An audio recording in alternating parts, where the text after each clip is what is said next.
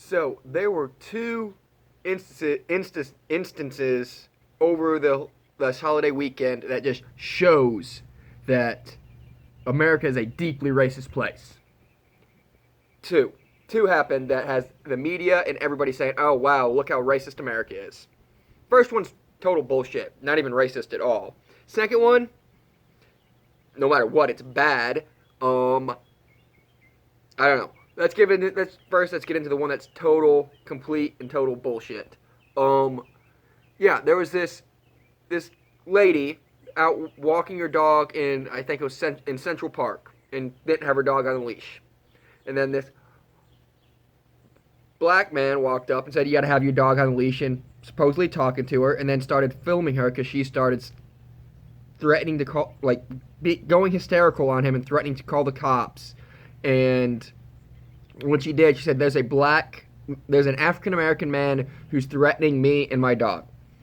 And she was being hysterical, no question about it. But that's not right. Like, then everybody that got posted to social media, and everybody said, "Oh wow, look at this racist lady calling the cops just because of a black man talking to her." And there's no evidence that she called the police because she's black. She what then? The argument that everybody's like, then why'd she say African American? Like, she's just trying to get the police down there. It's like, no, she thought she was being attacked, and she was just describing her attacker, who she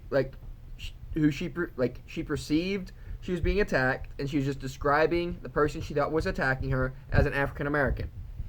There's nothing racist about it. You know, I mean, we can say she overreacted, was hysterical, crazy, sure, but yeah, fine, but not racist. There's nothing racist. And then this woman lost her job because of this, because she's went hysterical and called the police on someone who didn't do anything.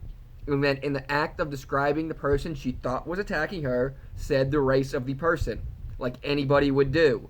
If you said, "I'm being attacked right now," what does the person look like? The 911 responder would say, what does the person look like? And then you're just not supposed to say that. And I'm not saying the guy was attacking her, but if she perceived that to be the case, then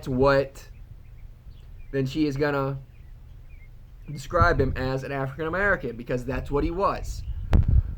And then the actual man who was in question and thing posted on social media saying that, basically admitting that he did threaten her dog.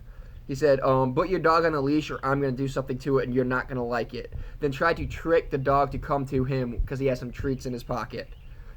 So she wasn't even lying. I'm not even, she still maybe overreacted of this person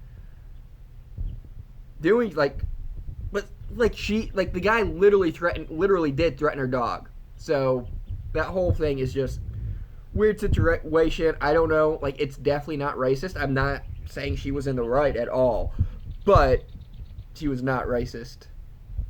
Not racist, and yeah, may have been in the right. From what came out later, may have actually been in the right. So there's that one, and then the other one is the way worse one. It's the cop killing the African American man by putting his knee on the back of his neck and suffocating him. And I don't know if the cop did it because he hates black people. Apparently there is evidence that he did post a picture on Facebook of wearing a hat that says "Make Whites Great Again," which doesn't look good. I'm still not going to come out and whether the guy is a racist or not, though, that's not the issue. First of all, that does, even if it is racist, it's not proof. Everybody out there is saying this guy needs to go to jail for what he did. Whether it was a racial killing or not, the guy murdered someone and needs to go to jail for it. Yeah, I don't think hate crime should be a thing. Crimes aren't any worse because there's a racial element involved. It's just stupid. Murder is murder, whether he murdered him for racial reasons or because he's a douchebag cop who has that's on a power trip. It's still bad. And everybody pointing pointing at like using race as the reason for this happening is just pointing out the bigger issue. Even if race did play a small part in it, that's not the issue. Is the state, the state that empowers these people, empowers police officers to go around and commit crime, like do these type of actions. This happens every day. Police officers do this every day to every race out there. It's not just one particular race.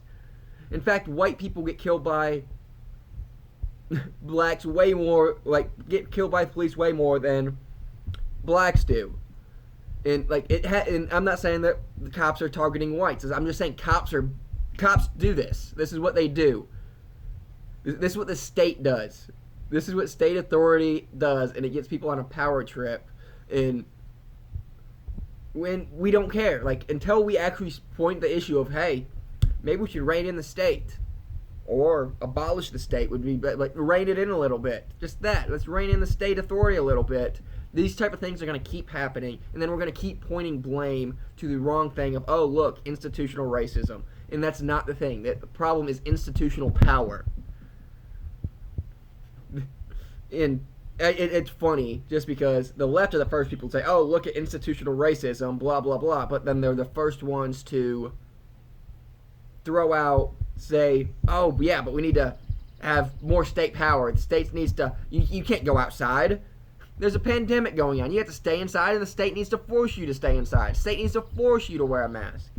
State needs to force you to have health insurance. They want more state power, but then what state power leads to, which is situations like this, they say, oh, why is this happening?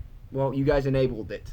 And vice versa, Republicans, they're the same, oh, the state can't have it. We want to limit the state power. People need to be have individual liberty and small government, blah, blah, blah. And then they're the first people to come out and defend cops, which I don't know anybody who's actually defending this guy. But they are always the first ones to go out. Before they get all the facts, they're the first ones to jump to defend anybody. Defend the state. They're the people that have the come and take it flag, and then the blue flag on the same flagpole. And it's like, you don't really get, if they come and take it, you don't really understand who's going to come and take it, do you? It's going to be the police officers. So that just, every time these type of things happen, you just see the hypocrisy of both sides. But yeah, like I said, until we actually address the real problem, which is state authority, these type of things are going to keep happening, and then we're going to keep bickering over race, and that's not the problem. The problem is the state.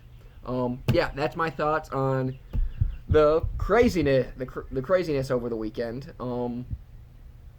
If you like this video, yeah, please like, share, subscribe.